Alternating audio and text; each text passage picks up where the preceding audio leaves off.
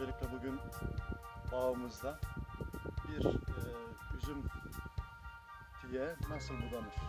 Üzümümüzün cinsi yediveren tabir edilen, beyaz yediveren. Öncelikle mevsim olarak Mart ayının 3'ündeyiz. 3 Mart.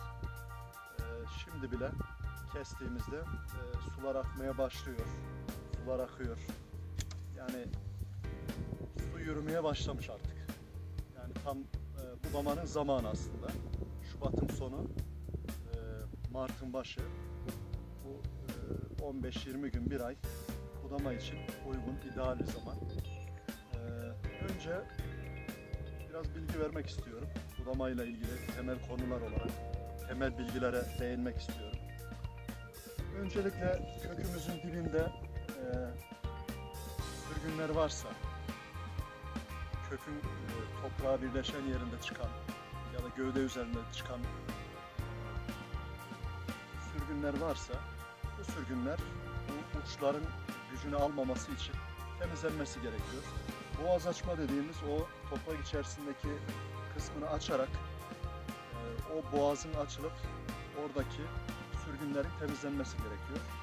Bizim bu tiyemizde, kökümüzde öyle bir şey olmadığı için direkt budamaya geçeceğiz. Budamada da dikkat edilmesi gereken ya da yöntem olarak 3 yöntem var. Kısa, orta, uzun budama şekli var. Kısa budama 2 ile 4 göz bırakarak yapılan budama ya da 1 ile 3. Orta budama 3 ile 5. Uzun budama da çubuklarda bırakılan gözün 5 ile 8 arası. 9, 8 işte cinsine bağlı olarak mesela çekirdeksiz üzümler benim bildiğim kadarıyla uzun budama yapılır. Bunlar da uzun budama yapılabilir. Üzümün cinsine göre nasıl budama şekli istiyorsa ona göre budama yapılabilir. Biz bunlara kısa da yapmayacağız, uzun da yapmayacağız. 3 ile 5 arası orta budama yapacağız. Budamamıza başlıyoruz. Öncelikle şöyle bir baktık.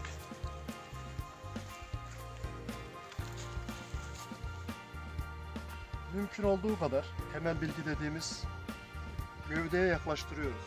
Çünkü bu ne kadar uzaklaşırsa o odunu beslediği için, oduna güç verdiği için ne yapıyor? Sürgünlere vereceği güçten o odunları beslemiş oluyor. Onun için mümkün mertebe köke yaklaştırıyoruz. Birbirine girmemesi için aralarını açmaya çalışıyoruz. Temel mantık bu. Şöyle bir uçtan başlayalım. Mesela şu gövdeden başlıyorum. Şu gövdeye bakıyorum önce. Mesela şu uç kısmını alıyorum. Hem aşağı inmiş bu, hem de geriye çekmek adına oradan başladık, kestik. Mesela şuradan kaç göz? 1, 2, 3, 4, 5, 6, 7. Biraz fazla oldu. 6 göz yapıyorum bunu. Yani bizim yapacağımız 4 ile zayıf olan çubukları kesiyoruz. Bizim yapacağımız 4 ile 6, 7. Daha fazla değil. Mesela şunu sürgün vermesi için kısa kesiyoruz. Genelde uygulanan teknik bu. Bir tane kısa kesiyoruz. Diğerini 5-6 gözlü şöyle bırakabiliriz. Mesela şu şekilde. Şuradan gelecek yıl sürgün verecek. Sürgünümüzü buradan alacağız. Tekrar burayı kesip buranın sürgünlerini kullanacağız. Çubuk olarak buranın sürgünlerini çubuk yapacağız. Evet, bu tamam. Şimdi şuna geçiyoruz. Şu gövdeye geçiyoruz. Burada öncelikle gövdeye yakın olduğu için şurada bir parmak çalma derler. Yani şurada 2 göz bırakıyoruz. Bunlar gelecek sene için çubuk olacak bize. Şu zayıf olduğu için kesiyorum. Şu aşağı indiği için, toprağa yakın gittiği için kesiyorum. Zayıf olduğu için. Şunlar mesela toprağa çok yakın. Çok şey değil. Şunlar da şöyle 2 tane çubuk bırakıyoruz. Az daha uzun yapabiliriz. Şu gövde kalın olduğu için, şu kol kalın olduğu için buna uygun çubuk bırakmamız lazım. Yani daha fazla bıraktığımızda bu gövde bunu kaldırmaz, bu çubukları kaldırmaz. Evet. Böyle sıradan gidelim. Şu tarafa doğru devam ediyorum. Mesela şuradan çok şey değil ama bırakalım. Bir çubuk olsun mesela bunu. Bunu gelecek seneye çubuk olarak bıraktım bir tane. Ortada bu bunların üzerine gelir ama ileride şuraları kullanmazsak buradan da bir çubuk bırakmış olduk. Yani kesilirse de olurdu aslında. Evet. Buradan devam ediyoruz. Şöyle bir bakıyorum. Bu tarafa geldiği için bunun üzerine geleceğinden. Eğer şurası uygunsa bunu keseceğim. Uygun değilse burada bırakacağım. Bakıyorum. Şurayı aşağı inmem gerekiyor. Çünkü çok toprağa yakın bırakmak istemiyorum. O yüzden şu şekilde kesip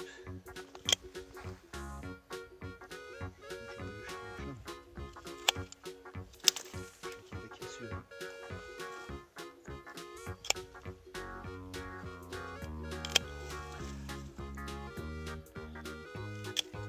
Evet.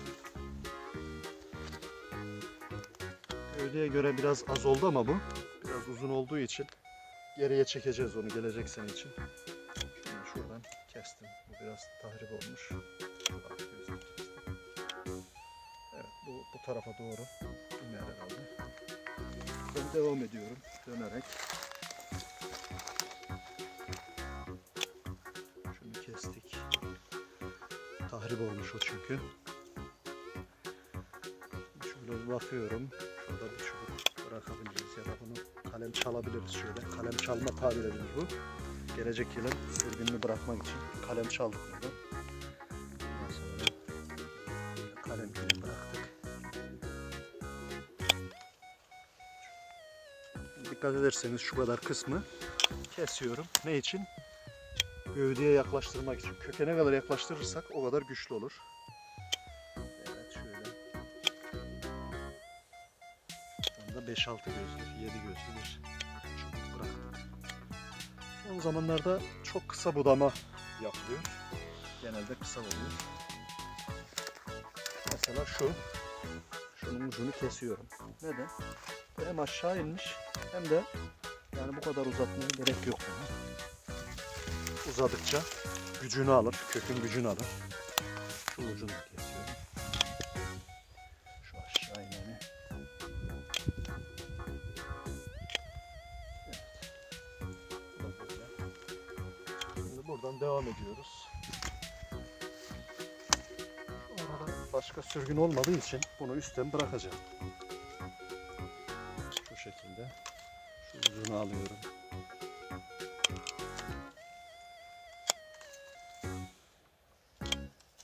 Şuraya aslında zarar verebilir. Biraz daha kısaltayım. Evet.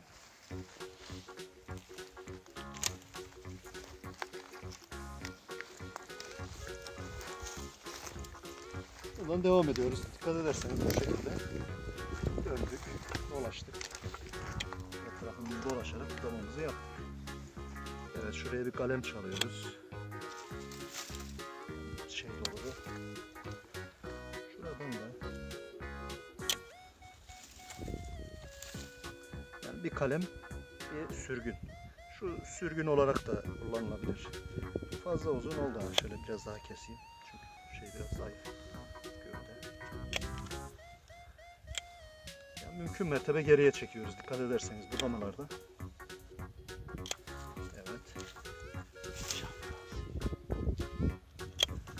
Burada ince biraz gövdemiz ama yine de burası boş bir alan olduğu için şey yapacağım. Evet, şöyle iki çubuk bıraktık. Budamamız bu kadar. Biz normal orta bir budama yaptık. Yani kaçla? 5-7 arası, 5-6 arası, 4-6 arası bir budama yaptık. 4-6 göz üzerinden. Bazen 7 oldu. Gücüne göre budamamızı yaptık. Geç kalındığı zaman, mesela tam mevsim olduğundan dikkat ederseniz şu bölgelerde çok fazla şey yok. Su akması yok. Mesela biraz sonra daha fazla görülür. ilk yaptığımız yere bakalım. Hafif bir damlama olmuş. Hafif bir nemlenme olmuş. Akma oluyor ama çok fazla olmuyor ama biraz daha geciksek çok fazla akacağından meyve kendi öz suyunu akıtmış olacak. Şu an tam mevsimi.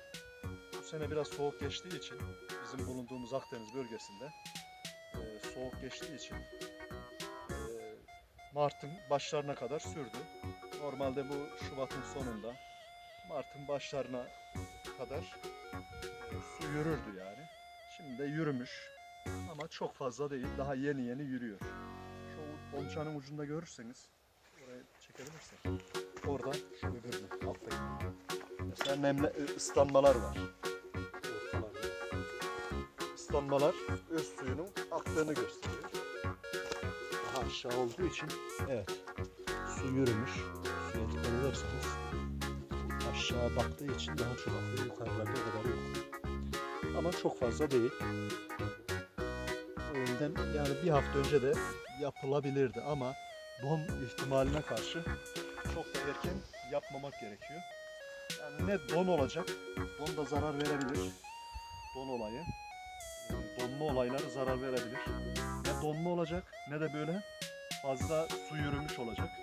O arayı tutturmak lazım. O da bugünler tam uygun zaman. Bu konuyla ilgili anlatacaklarım bu kadar. Bir de asma budaması yapacağız. Asma da hemen hemen aynı ama asma üzerinde de bir göstereceğiz.